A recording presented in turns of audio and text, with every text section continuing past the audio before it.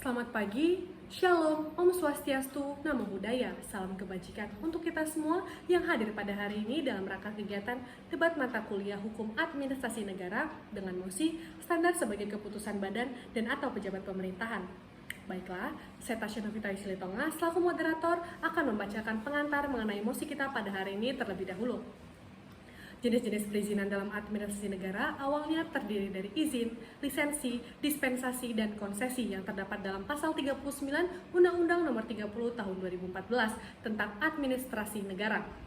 Dalam rangka mempersingkat prosedur kemudahan berusaha di Indonesia, pada tahun 2020, pemerintah pun melahirkan Undang-Undang Nomor 11 Tahun 2020 tentang Cipta Kerja, yang salah satunya kemudian memuat pemangkasan perizinan berusaha. Secara detail, pengaturan mengenai kemudahan perizinan berusaha diatur di dalam Peraturan Pemerintah Nomor 5 Tahun 2021 tentang penyelenggaraan perizinan berusaha berbasis resiko. Peraturan ini kemudian mencoba mengatur metode standar penerapan izin usaha berdasarkan tingkat resiko kegiatan usaha atau dengan kata lain, menentukan jenis izin sebuah unit usaha melalui klasifikasi risiko. Seiring berkembangnya waktu, pemerintah menambahkan standar ke dalam jenis perizinan administrasi negara. Pengertian standar sendiri dapat kita baca pada ketentuan pasal 19A Undang-Undang Nomor 11 Tahun 2020 tentang Cipta Kerja. Tetapi tidak ada undang-undang khusus yang mengatur mengenai standar sebagai keputusan badan dan atau pejabat pemerintahan. Hal tersebut pun menciptakan polemik dari berbagai pihak. Untuk itu, pada perdebatan kita kali ini membahas tentang keefektivitasan dari Undang-Undang Nomor 10 Tahun 2021 tentang Cipta Kerja yang berfokus pada standar perizinan badan usaha sebagai keputusan badan dan atau pejabat pemerintahan. Debat hari ini terdiri dari dua tim, yaitu tim pro yang diwakili oleh Saudara Arjuna Wicaksono dan tim kontra yang diwakili oleh Saudari Nimas Nadia Amanda Putri. Sebelum pelaksanaan debat dimulai, saya akan membacakan tata tertib debat sebagai berikut. Yang pertama, masing-masing tim diberikan waktu untuk menyampaikan argumentasinya. Penyampaian argumentasi akan dimulai dari tim pro terlebih dahulu dan akan dilanjutkan oleh tim kontra. Yang kedua, masing-masing tim diberikan kesempatan interupsi sebanyak 2 kali. Yang ketiga, setiap peserta dilarang melakukan serangan secara pribadi terhadap peserta lainnya selama kegiatan debat berlangsung dan dilarang menggunakan bahasa kasar, tidak senonoh, dan atau menyinggung sara.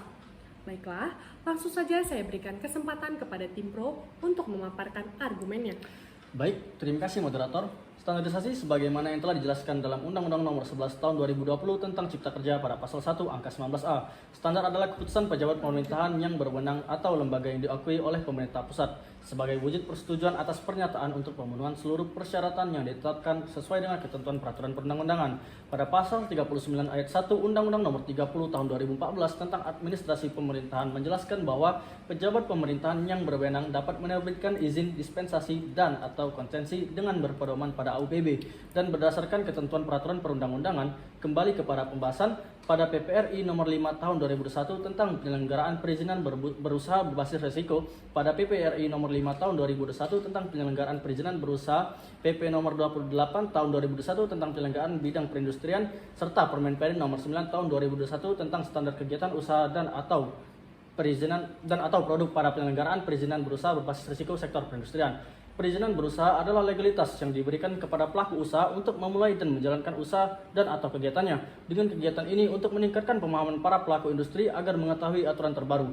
Penerapan perizinan berusaha berbasis risiko mengubah pendekatan kegiatan berusaha dari berbasis izin ke berbasis risiko. Izin dari sistem tersebut diselenggarakan menggunakan sistem informasi elektronik dari pemerintah pusat.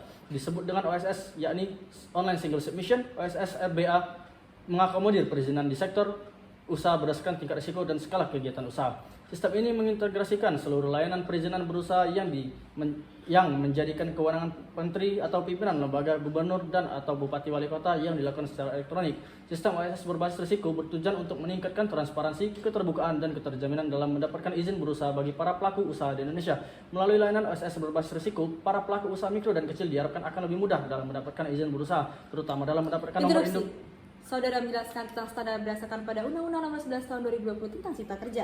Namun, statement tersebut tidak sepenuhnya valid karena standarisasi sendiri belum dikodifikasikan secara khusus dalam bentuk peraturan perundang-undangan manapun. Baik, perlu saya perjelas ulang bahwa diciptakannya UU Nomor 11 Tahun 2020 tentang Cipta Kerja merupakan wujud dari berlakunya standar berdasarkan UU yang berlaku. Standar yang dimaksudkan dalam argumen di awal merupakan upaya pemerintahan dalam mewujudkan landasan filosofi.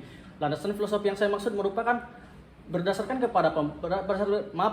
pada pembukaan Undang-Undang 1945 alinea keempat yang bertujuan untuk memajukan kesejahteraan umum. Dengan adanya sistem OSS RBA yang merupakan standar keputusan dari badan atau pejabat pemerintah, maka diharapkan kedepannya perizinan berusaha dapat mempermudah para pelaku usaha tidak hanya yang memiliki risiko tinggi, akan tetapi para pelaku usaha mikro dan kecil juga tetap diikutsertakan dalam mendapatkan kemudahan izin berusaha, terutama dalam mendapatkan nomor induk berusaha. Interupsi, namun berdasarkan dengan fakta empiris yang terjadi di lapangan, masih banyak pelaku usaha yang kesulitan dalam mendapatkan izin usaha, sehingga banyak dari pelaku usaha mikro dan juga makro tidak mendapatkan nomor induk berusaha, terutama mereka yang berlokasi jauh dari pemerintah daerah. Apabila kita merujuk pada argumen saudara, para pelaku usaha yang belum mendapatkan NIB, maka tidak memenuhi standarisasi dalam melakukan kegiatan usaha, komersial maupun operasional. Hal ini bertolak belakang dengan tujuan dari dibentuknya Peraturan Pemerintah Nomor 5 Tahun 2021 tentang penyelenggara perizinan berusaha berbasis risiko. Baik, sebab dari implikasi tersebutlah pemerintah memutuskan untuk membuat standar dalam bentuk perizinan yang dituangkan ke dalam UU Nomor 11 Tahun 2021 tentang Cipta Kerja dan PP Nomor 5 Tahun 2021 tentang penyelenggaraan perizinan berbasis risiko, supaya para pelaku usaha mendapatkan izin usaha komersial atau operasional secara mudah dan menyeluruh.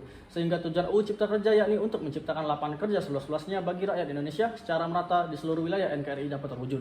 Akibat dari standarisasi sistem perizinan berbasis risiko tersebut, maka kami tim Pro dengan tegas menyetujui keputusan pemerintah yakni standar sebagai keputusan badan dan atau pejabat pemerintah. Baiklah tim Pro, terima kasih untuk argumentasinya. Sekarang saya persilakan kepada tim kontra untuk memaparkan argumentasinya. Baik, terima kasih kepada moderator. Kontroversi yang ditimbulkan oleh Undang-Undang Nomor 11 Tahun 2020 tentang Cipta Kerja masih terjadi. Beberapa isu yang menimbulkan kontroversi adalah mengenai pertanahan, ketenagakerjaan, dan juga UMKM. Selain itu, ada salah satu unpopular issue, yakni terkait perizinan. Perubahan mendasar perizinan yang dicanangkan melalui undang-undang ini adalah perombakan paradigma perizinan di Indonesia. Utamanya, perizinan berusaha masih jauh dari kata sempurna sebab dalam pelaksanaannya, sistem OSS RBA ini terdapat polemik yang terus menjadi perhatian sejumlah kalangan.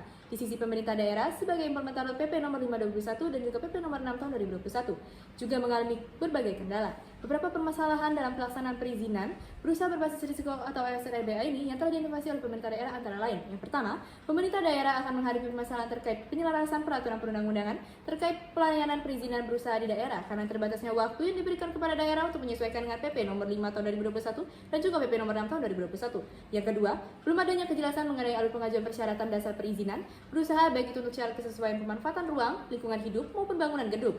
Hal ini terutama terkait integrasi sistem aplikasi perizinan sektoral dengan sistem OSS RBA. Yang ketiga, dalam penerapannya di daerah apabila terjadi kendala pada sistem OSS RBA yang berdampak pada kelancaran perizinan serta lamanya respon dari pengelola sistem OSS RBA untuk menangani permasalahan akan memperlambat proses penerbitan perizinan berusaha. Yang keempat, masyarakat dan pemerintah daerah masih banyak yang belum memahami sistem aplikasi OSS RBA ini sehingga kesulitan pelaku usaha, OPD teknis perizinan yang juga unit perizinan dalam menangani persyaratan dan juga jenis dokumen yang harus diunggah.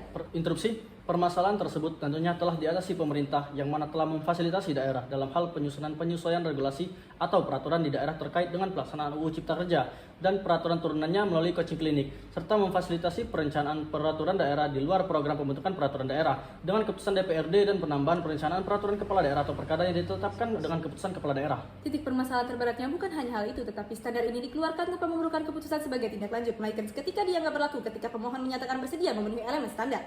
Hal ini berimplikasi atas hilangnya pernyataan kehendak dalam pembuatan keputusan yang merupakan elemen esensial dari keputusan dalam pelaksanaan wewenang. Belum lagi, seolah-olah memaksa pejabat yang berwenang untuk menerbitkan keputusan standar tanpa diberikan waktu dalam menyatakan pernyataan kehendaknya.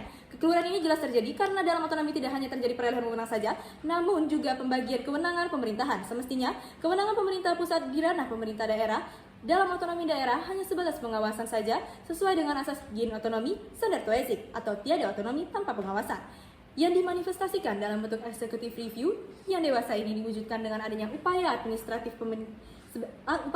pemerintahan sebagaimana diatur dalam pasal 75 sampai dengan 78 Undang-Undang Administrasi Pemerintahan.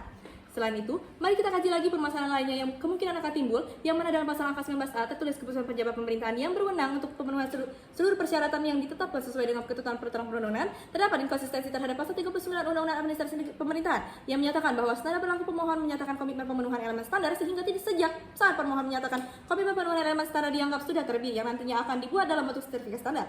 Dari kedua pasal yang tidak berkesinambungan ini akan menciptakan permasalahan baru mengenai pengujian standar dalam peradilan tata usaha negara. Maka kami selaku tim kontra menyatakan tidak setuju dengan mosi standar sebagai keputusan pejabat pemerintahan, karena dalam hal ini perlu adanya pengkajian konseptual mengenai Undang-Undang Cipta Kerja yang kami anggap menghilangkan wewenang PT UN untuk menangani perkara fiktif positif. Terima kasih.